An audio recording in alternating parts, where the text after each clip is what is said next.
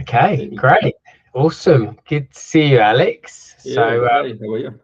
yeah, good. So we're gonna be running a little experiment today, and gonna have a go at recording a bit of a podcast. Um, That's right. you've reached out to me, and you're doing some writing, and looking at writing a book around decision making. So you and I have had a few discussions around it, and it's I think quite an interesting topic. So today we're going to talk about decision making, specifically like one area of that in some of your writing. And yeah, looking forward to hanging out with you and sharing some Yeah, insights. So yeah, it's going to be good. Um, nice. so Thank you.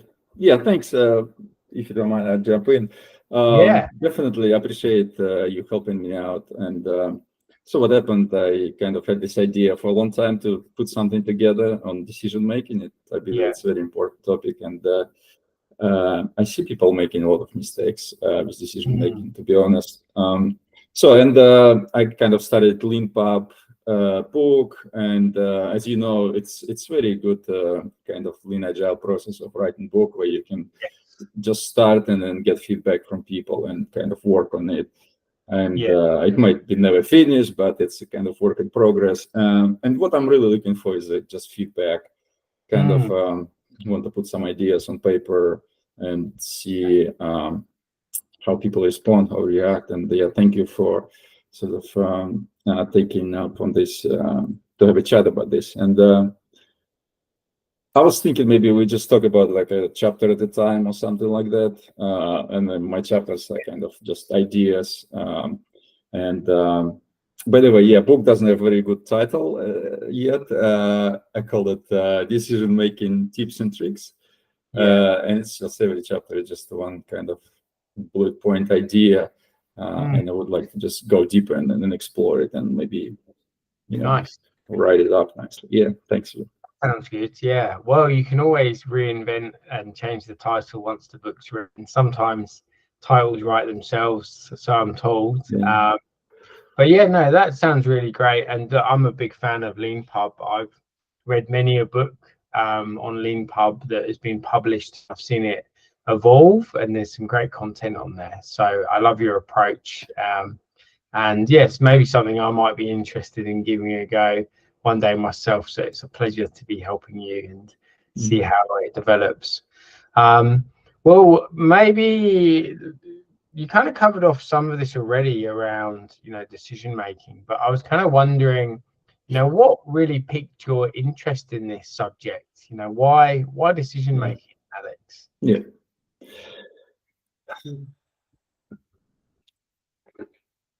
You know, it kind of started a few years back. I Mm, started playing poker, and poker is an amazing game, and it's really when you get deep into it, understand how it works. It simulates your reality, your environment very well. yeah, And what happens in poker, outcome of every hand is driven by luck, right? Whatever cards fall, whatever hand you have, and nothing you really can do. And all the beginners think so, I'm just lucky or not lucky. They talk mm, about in these terms. But what happens after the long period of time, good players win, you know, on yeah, average, like in the long run. And that's where it's not kind of people can really understand it well naturally, even though outcome of every single hand is driven by luck and nothing you can do, it seems. yeah, But if you put them all together, and quite a lot of them, it's guaranteed mm, that good player wins. yeah, It's kind of it amazed me. And this is my first chapter actually. Don't be result oriented, and that's what poker players tell each other all the time. Don't be result oriented I see. because yeah, it's definitely um, not not a good approach Mm, in many aspects. Yeah. And it's quite prevalent, right? That's what people want to see. They want people kind of to be result oriented. That's what you put on your resume. Say, I'm a result oriented person. I go for results. I have goals, and I'm trying to achieve them. Yeah. But turns out, from experience and kind of from all the, I guess, research I've done around this topic, what matters is your decisions. If you make better decisions in the long run, you end up in a better place. Right? Yeah, I see. Okay. Yeah. So that's interesting. I'm a bit of a Yeah. poker player myself and enjoy a Oh, game. that's good. Unfortunately, my results aren't normally that good. I did win a game a couple of games ago, so that was nice to get the odd result now and again is a good feeling. But that's interesting because, like you say, it's kind of the process. And I think to be a good poker player, you not only need to know about the averages and the maths, but you also need to have a process that you continually improve on how to read the room, how to play, the position that you have at the table. So it's quite a complex game in many ways, but yeah, it's interesting. You need to have a process that you improve and you hone and That's right. practice. Absolutely. Yeah, Yeah, play. absolutely. But what you just said, I won and I'm happy. Yeah. That's the problem. Yeah. That's the problem for every beginner Yeah. player, because you win or you lose, Yeah. it's not up to you. It's Yeah. 100% luck in That's right. everything in life. Whatever we do, Yeah. whatever outcomes we achieve, Yeah. we just got lucky. Yes. You might have 99% of chance of succeeding, Mm. but you still got lucky because you didn't hit that 1% where you Really? expect. Yeah. Okay. Let's say today we decided to make this recording, and Mm. we're doing it. So seems okay, Yeah. but aren't we lucky we have internet? Aren't we lucky we have this technology which allows us? We're lucky we get electricity. We're lucky we're in position to do it. There's so Yeah. much involved that our decision kind of, very, very minor, sort of minor impact on outcome. Yeah. It's important, but decision is important. So Mm. when you play or whatever do in your life, you shouldn't be thinking, okay, I achieved this result, that's the Yeah. outcome, and it That was makes. good. It Yeah. means I've done everything well. Yeah. Yeah. Yeah. But Totally. what you should be thinking instead, have I done everything right up to that point? Yeah. My decision good? Okay, was I prepared enough?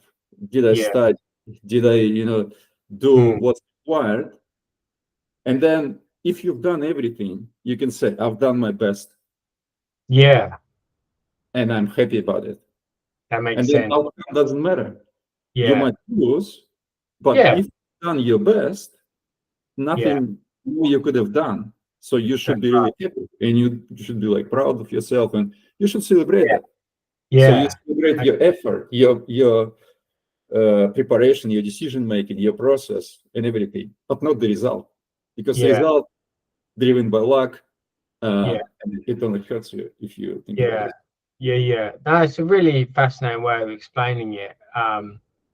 Because I find at the poker table as well, it's how much are you concentrating? Because you can very easily get caught up in having the fun conversations, and it's like a social game. But then if you're not making observations around other people's style of play and trying to pick up tells from them, then you're missing out on intelligence. Yeah, absolutely. But And also, it doesn't mean you're going to lose this specific yeah, hand, right? You dealt a card, you didn't pay attention, yeah, you done everything wrong, you put all your money in, bang, yeah, miracle, you won, yeah, yeah, So yeah, you shouldn't be celebrating that. You yeah, need to be saying, oh, I didn't pay attention, I made yeah. mistake, I I got was lucky. wrong, I got lucky, yeah. And we got lucky all the time. And just different people get lucky. Totally. And Yeah. Yeah. And you can sometimes one of my biggest problems is that I'll start off well, But then when the pressure starts to ramp up, I have that kind of fear of failure. And then I'm kind of looking at cards, and I get too conservative. I stop playing cards that maybe I should play, because I want to hold on to what I've got. I don't want to lose, right? I'm being results orientated, and then Absolutely. it messes your game up, right? So yeah. But I don't want to concentrate on poker, because I started yeah, this poker. That's what kicked me off, right? And yeah, that's yeah, where I started looking at everything. But we yeah, can take like any examples from other life. Let's say I'm a contractor, right? And I go to job interviews very often. And yeah, sometimes you get a job, sometimes you get an offer, sometimes you not. yeah, It's not it's luck for me, right? Because there might be other candidates who are better than me, just yeah, by chance, right? And I don't get jobs, other people got it. There yeah, might be a million of other the job might be closed by the time I went through interview, right? yeah, The interviewer might somehow didn't like me for some personal reasons, I don't know. yeah. But what I can do, I can prepare my best for that interview, right? Okay. Yeah. Yeah. Yeah. And what I do, the trick I do to sort of distance myself from that result, I Yeah. say I go to interview to practice interviewing for job, Okay. you know, Yeah. which takes me away from actual result. So now Okay. when I go for training, for learning experience, I go to practice. Yeah. So I'm more relaxed, I'm more free, because I'm not trying to get a job offer. That makes sense. Yeah. Yeah, Okay. because Yeah. it's not up to me to get job offer, and I can't even. Yeah. I mean, I can do all my best, and I Yeah. can present myself in the best possible light, and I can do all the preparation and everything. But then that final offer, it's up to Yeah. other people. Yeah, That makes sense. Yeah. Because I guess as well, like, it's very easy to become emotionally attached to things. So, say you didn't get a job offer, your mind can wonder and think, oh, why is that? Or you can maybe overanalyze things that are emotionally triggering or relating, yeah, that could maybe take you off on a bad path, I suspect. So, yeah. or put you off from doing interviews, or For next one, applying for absolutely. that type of role again, where it might have just been a one-off, like you say. Yeah. Yeah. Okay. Nice. That's So yeah, interesting. and the same. I don't know if you can give me example in a team environment as well. Team and um, it's very hard to make decisions in a team where you want to, hear everyone's opinion, and you want to come to a consensus or consent or different Yeah. ways, and have ideas later on to discuss about this. Yeah. But same when we sort of we call it fail, right? We have a sprint goal and we fail the sprint goal. Um, Chances are it's not up to team, right? There was some external conditions, right? There would be, something happened, and we can never predict the future, right? We're just kind of guessing. But then Yeah. if we actually go through this unpredictable future and something happened and we couldn't achieve what we set up to achieve, Yeah. and if we've done our best as a team, why we should be upset? Yeah. It's not good for anything. Yeah, no, totally. I agree. Yeah, it's an interesting one with, say, sprint goals, for example, because, like you say, more often than not, a good sprint goal will be quite ambitious. You're not going to hit it all of the time, because you want to push yourself to perform as a team. But then that can also lead to a scenario where teams are very just used to not hitting their sprint goals, and then almost becoming a little bit disenfranchised and demotivated. So it's a hard thing to get right, because there's a kind of rule of thumb that I like. You want kind of sprint goals to be achievable, maybe 80% of the time, but you're not always going to hit them. And when you do hit them, you want to celebrate the wins, but not get into that habit of thinking they're unattainable from day one. Yeah, right. Maybe even 80% is too much, actually. Now I'm saying that. That's it. Yeah, So a yeah, lot of people, go this way. Okay. Well, what I'm saying, just don't go there. yeah, yeah. It's just wrong, right? Well, what Okay. you do, you say, have we done our best? Yeah, We've yeah. done our best. We're celebrating this. We haven't. We looked at the reasons. We want Good to point. improve, That's a good right? point. Yeah, We weren't yeah, prepared. We yeah, didn't know. We could have known better. Whatever. And you okay, improve on that. yeah, But it doesn't matter if you hit your goal or didn't hit your goal yeah, because you could have been unprepared. You've done all wrong, but you just overestimated. yeah. And you Okay, hit your goal and you celebrate, but everyone understands you've done, yeah. crappy job That's of it. interesting. Yeah, yeah, Yeah. yeah. I like that. So yeah. Yeah, I'm quite a big fan of Goodhart's law, which I'm sure you've heard, where it says a measure Mm, when a measure becomes a target, it ceases to be a good measure. There's a bit like that with the sprint goals, but you see it at times with teams where they're more focused on their velocity or their story points, or they have some sort of arbitrary target which they're kind of celebrating for the wrong reasons. So, mm, but I like what you've said there. That makes a lot of sense. Like if a team has really tried their best and followed their process and been committed and looked at how to improve their process as well, then yeah. that's really what we celebrated, not as to how many story points they hit or whether they achieved a certain sprint goal that may or may not be at times have dependencies outside of their control. Um, so yeah, that's interesting. Yeah. So if you want to go a bit deeper in the goals, I kind of, I'm not sure where I heard this, but this saying, Yeah. goals are for losers. Goals Okay. are for losers because every day you haven't achieved your goal, you feel like a loser. You say, I haven't, I need to, Yeah. and you feel down, so because you haven't achieved it yet. And Yeah. then when you achieve it, you get relief, temporary relief. You say, whew, finally, Yeah. now what? And Yeah. now, Okay. like, what happens? People have massive goals, like become Mm. an Olympic, gold medal champion. As soon they achieve it, now what? My life is over, right? I don't have Yeah. any more goals. Well, what do I do? Yeah. It's sort of people go through depression and stuff like that. So instead of goals, we could have vision. Mm. Okay. Vision is different that you cannot achieve it. Yeah. Goals are small, right? Small, measurable, achievable. Yeah. Vision is your northern star, right? Okay. You know where you're going. That it's on your horizon, right? Yeah. Okay. That's the direction we're going. We're doing our best, but Yeah. we're never going to get there, I and that's see. okay Yeah. So because it we feel good.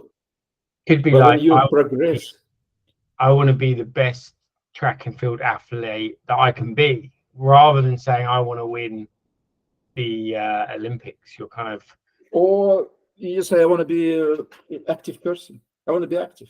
yeah. Okay. Yeah. The Yeah. difference is, let's say, I want to achieve whatever gold medal, or I want to lose like 5 kilos, or I want to lift whatever. Yeah. That's your Yeah. goal. Right? Then you start going to gym and say, okay, I need to go Yeah. to gym. And then you get sick. You can't really go to gym, right? And then Yeah. okay, you broke your leg, and you know. Yeah. And why people love goals? Why Yeah. people love goals? Because goals give them excuse. When you come up with the goal, you already know excuse not to achieve it. Yeah. You Yeah. think, I'm gonna go to gym 5 days a week, Yeah. unless I'm sick, unless I'm away, unless this, unless that, unless I'm too busy, and you commit to it. But Yeah. if Yeah. you say I am an active person, Yeah. it Okay. doesn't Yeah. matter if it's, you still can do something. You might not go to gym, but you go for a walk around the house Yeah. Yeah. because you're an active person. Or you broke your leg, you do something else. You work on your arms or whatever. And you do it every day. And Yeah. there's no end of it. There's no goal. You just every day you're active. You're doing something active. You staying fit. You exercise. That But makes there's sense. no Yeah. yeah. Yeah, it makes me think. I've recently read the Atomic Habits book, which I Mm, quite enjoyed. that's Um, right. and it's about looking, I guess, again at your process what your truths are, what who you want to be, but then setting yourself up to, you know, support that, you know, in a way. For example, I want to improve some of my technical skills, so I've blocked out Tuesday mornings and Thursday mornings to do like personal development on in the tech space. So I haven't got any, you know, big goals apart from to use that time to learn about something I'm interested in. And that I'm finding works quite well, because you're right. Whenever I do set short-term goals, I quite often, you know, sometimes I'll hit them, sometimes I won't, but I'll quite often feel disappointed. I don't know. I think as human beings, we quite often overestimate what we can get done in the short term, and we set up all these goals and ambitions for ourselves, and it can be a bit demotivating, you know, when you don't hit them. Yeah, no, absolutely, and that's where burnout comes from. People feel burnout because there's sort of pressure of hitting goals, and that's why these sprints. You know, you keep sprinting all the time in that Yeah. sort of development environment. You sprint, sprint, Okay. sprint, sprint, and you Yeah. hit Yeah. goal, and it never ends. You know, That makes sense. and Yeah. people feel Yeah. burnout. But Totally. instead, if we have a vision, and we know we're never gonna get there, but we Yeah. progress in towards it, and people feel good because they progress. They feel, you know, growing, Yeah. getting better, improving, advancing towards something bigger, Yeah. and that feels good. Yeah. Nice. Yeah. You know? Yeah. Yeah. That's some good examples there. So I know one of the books that we both quite enjoy, have enjoyed, is a Thinking Fast and Thinking Slow by Daniel Kahneman, I think it's pronounced. So I was going to ask you, yeah, what really resonated with you from that book? What did you enjoy from it? It definitely explains how we think, and when you understand that, it kind of makes clear, and it helped me a lot. All this decision making process. I'm trying to tie it to sort of don't be result oriented, Yeah. but not sure if I can bring it Well, together. But definitely highly recommended. Like really, really amazing research, and it kind of opens your mind. But I can't really come up with anything related to result orientation from the book. Fair enough. Kind of put you on the spot a bit there, because there's lots of stuff in that book. There was one thing that I seem to remember from it, but when I went and scanned it, so I've got a digital download, I couldn't find it in there. So I'm not entirely sure if it was from that book or not. But there was a scenario where they were saying that there's a pattern that can happen where a company might be in trouble. So they will look to hire like a CEO, or maybe someone, you know, good, to come in and be like the change agent to change the company's fortunes.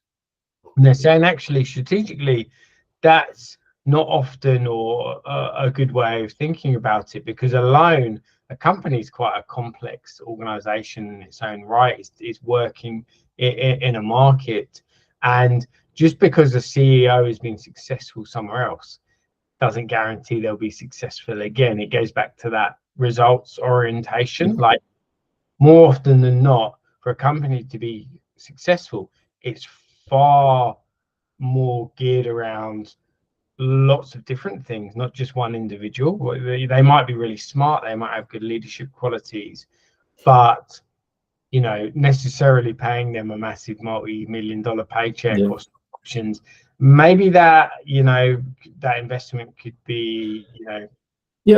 I can give you an example. I can talk about that a little bit. So let's say a company doing badly, right? It goes down, I don't know, whatever, it's geometric. Stock prices going down. It used to be just sort of stable, and now it's going down. And they change the management. New CEO comes in, comes back up, right? And people say, "Look at the results. The guy is amazing. He's turning the company around." but if we look at the external thing, what happened around, there might be like, let's say COVID happened, right? And during the COVID, many companies went down, and when it ended, what it's called regression to the mean. So things went back to normal, right? Okay. So if a company was normal, this position, and then something happened and it went down, and then regardless of any other change, it just returned to normal, you know? Okay. So you cannot look at that result and say this specific reason because of the new CEO, he turned around. It might be just, you know, no matter who was in charge, it would be the same. Just regression to the mean. That's the principle from the book. And you cannot look at the outcome. You only can look at the decision or what actions that new CEO made to turn things around, right? Yeah, I see. Like exactly what specifically was done. Yeah. I see. So it's kind of like there might not be like a correlation to causation, like the stock market. It may have gone up anyway if the old CEO had stayed in place potentially. Yeah, especially when things go down, and then it just happens to be like regression to mean. It returns to normal. That's what it means. Yeah, that's interesting. I kind of wonder as well.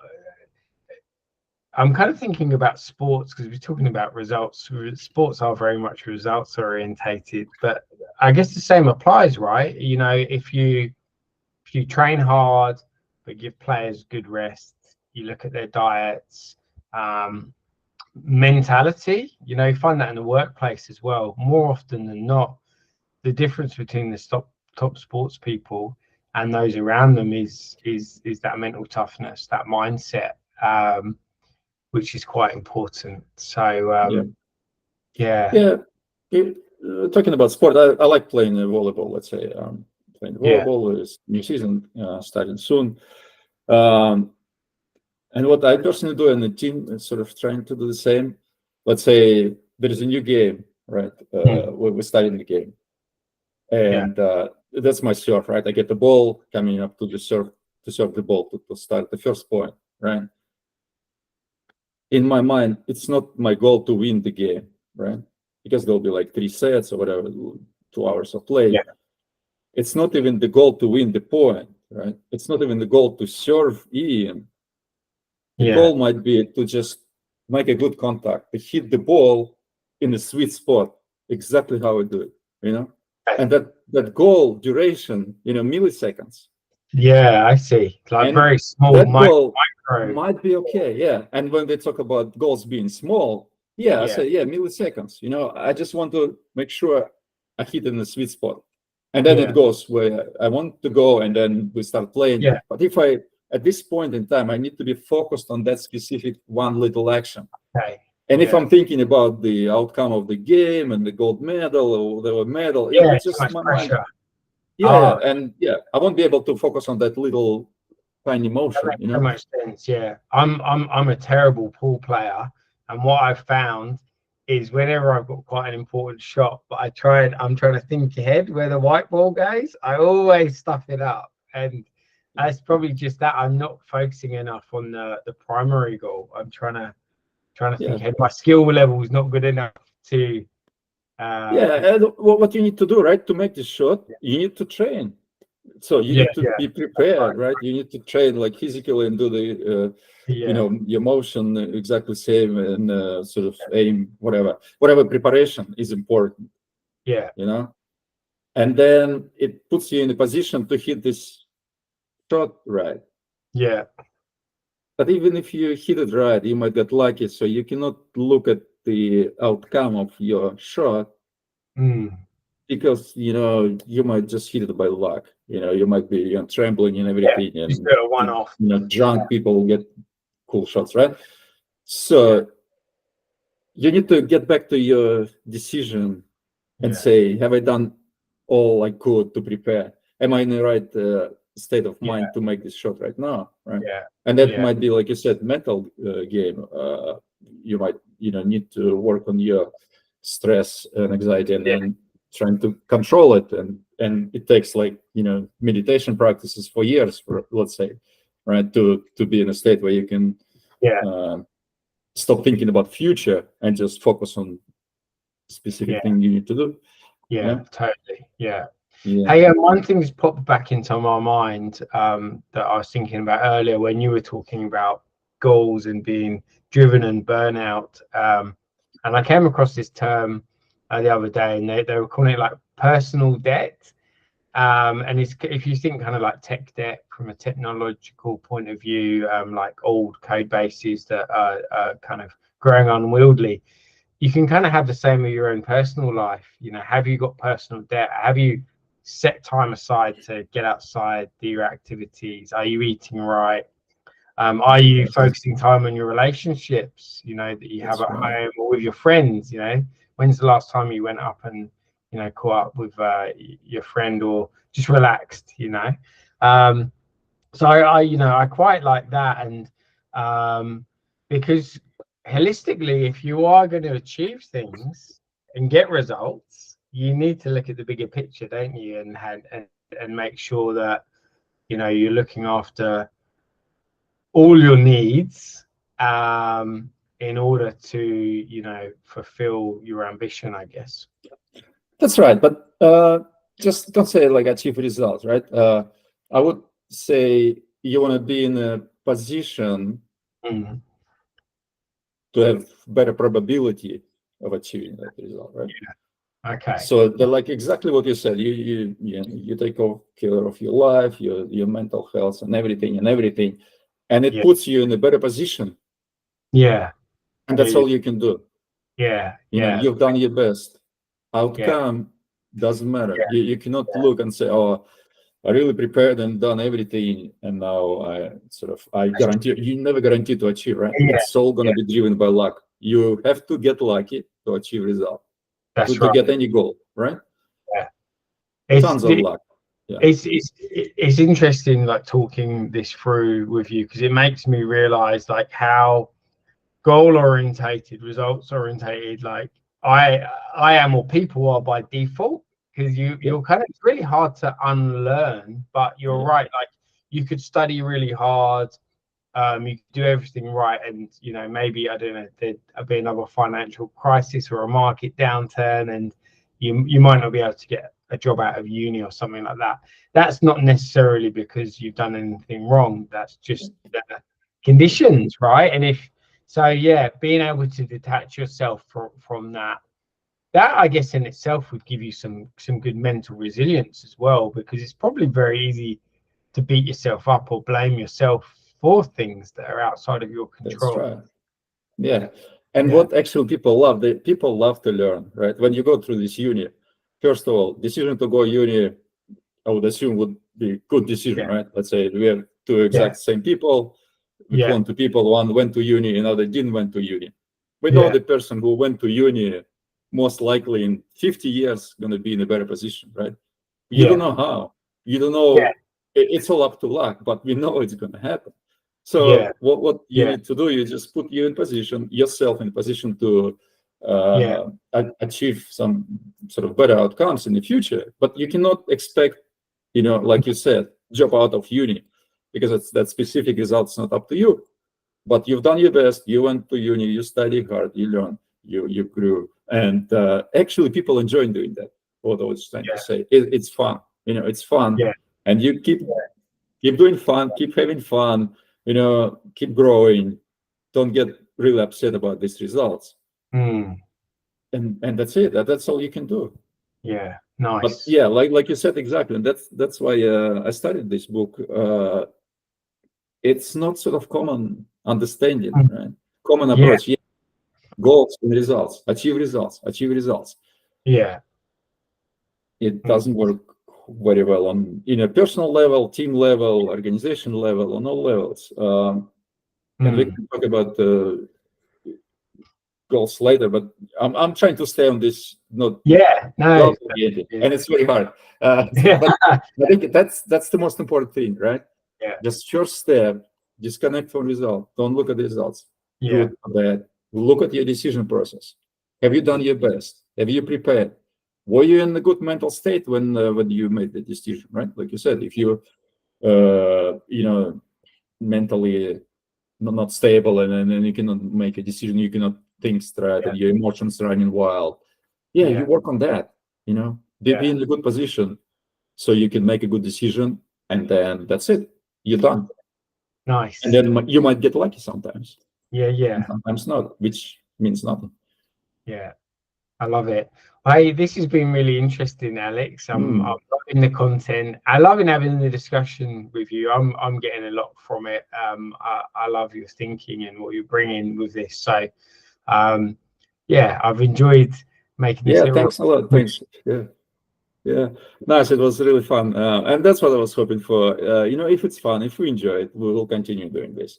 And like I said, if we're doing it first time, we cannot look, it was really not interesting, nobody gonna watch it, and it doesn't matter.